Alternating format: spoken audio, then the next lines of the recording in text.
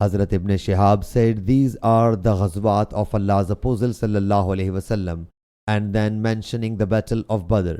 He said that Allah's Apostle sallallahu alaihi wasallam, addressing the dead killed in the battle of Badr, said, have you found what your Lord promised you to be true?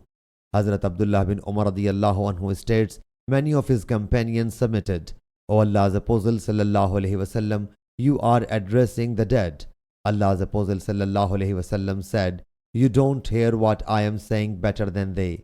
Imam Bukhari radiyallahu anhu says, the number of the Qurayshi who participated in the battle of Badr and got a share out of the booty is 81.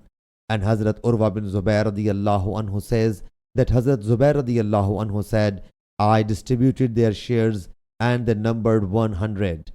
And Allah Jalla Jalaluhu knows the best. Sahih Bukhari Hadith number 4026.